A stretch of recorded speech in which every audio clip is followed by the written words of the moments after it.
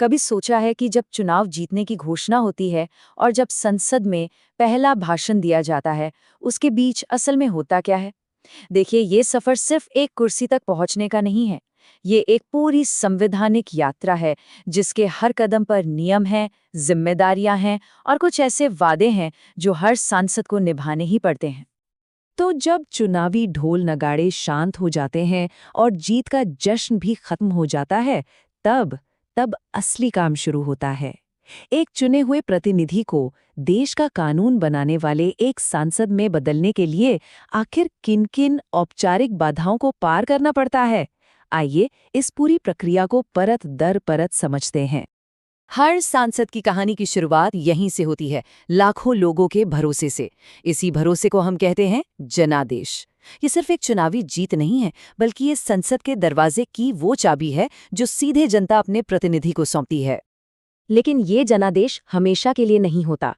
लोकतंत्र में शक्ति के साथ एक समय सीमा भी जुड़ी होती है। तो सवाल ये उठता है कि एक सांसद कितने समय तक लोगों की आवाज बना रह सकता है। चलिए उनकी सेवा की इस अवधि को थोड़ा और गहराई से समझते हैं। लोकसभा यानी जनता का सदन, इसके लिए ये जादुई संख्या है 5 साल। और ये अवधि बहुत सोच समझ कर तय की गई है। इतनी लंबी कि एक सांसद अपने क्षेत्र में कुछ सार्थक काम कर सकें, लेकिन इतनी छोटी कि उन्हें हमेशा ये याद रहे कि उन्हें फिर से जनता की अदालत में वापस जाना है। पर यहीं एक दिलचस्प मोड़ आता है। भारत की संसदीय प्रणाली में एक ही छत के नीचे 2 अलग-अलग घड़ियां चलती हैं। जहां लोकसभा हर 5 साल में एक नई शुरुआत करती है, वहीं राज्यसभा एक नदी की तरह है जो हमेशा बहती रहती है, कभी पूरी तरह से खाली नहीं होती। इसके सदस्य 6 साल के लिए चुने जाते हैं और यही चीज इसे एक स्थायी और निरंतर सदन बनाती है। लेकिन ये 5 साल का कार्यकाल भी कोई पत्थर की लकीर नहीं है। एक सांसद की यात्रा कई वजहों से समय से पहले खत्म हो सकती है। हो सकता है वो खुद इस्तीफा दे दे, या फिर नियमों का उल्लंघन करने पर अयोग्य घोषित हो जाए, या फिर अदालत ही उनके चुनाव को रद्द कर दे। ये सिर्फ नियम नहीं है, ये हमारे लोकतंत्र के वो सेफ्टी वाल्व हैं जो जवाबदेही बनाए रखते हैं। अच्छा, तो चुनाव जीतना और कार्यकाल की अवधि जानना तो बस आधा सफर है। संसद में एक भी शब्द बोलने या एक भी वोट डालने से पहले हर सदस्य को एक पवित्र प्रतिज्ञा लेनी होती है, जिसे हम कहते हैं पद की शपथ।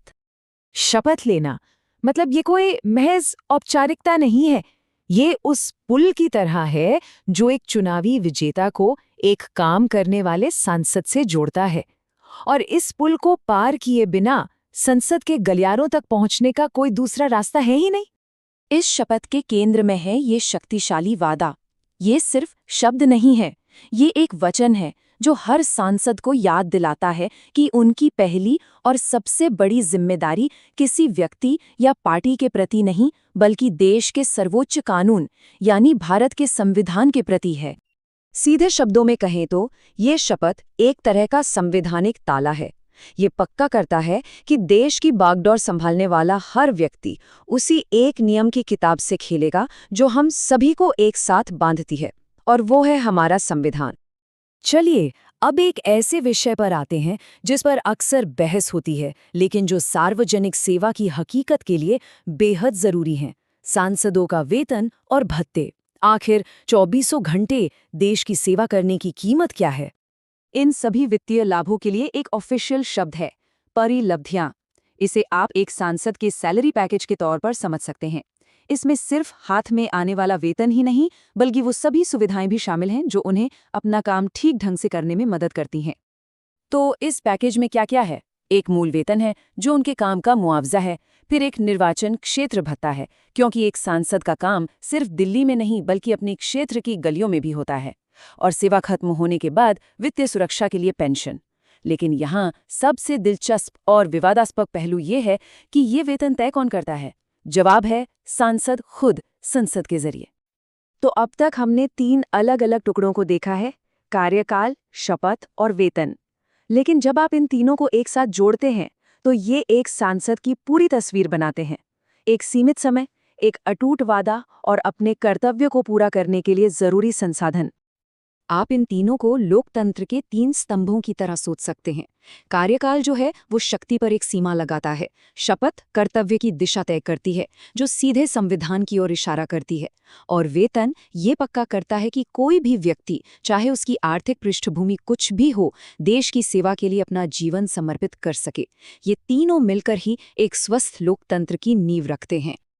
तो हम आपको इसी सवाल के साथ छोड़े जाते हैं, क्या ये नियम सिर्फ एक सांसद की नौकरी का ब्यौरा है, या फिर ये उस भरोसे की नींव है जिस पर हमारा पूरा लोकतंत्र टिका है? अगली बार जब आप संसद की कार्यवाही देखें तो इन अदृश्य धागों के बारे में जरूर सोचिएगा, जो हर शब्द और हर वोट को नियंत्रित करते हैं।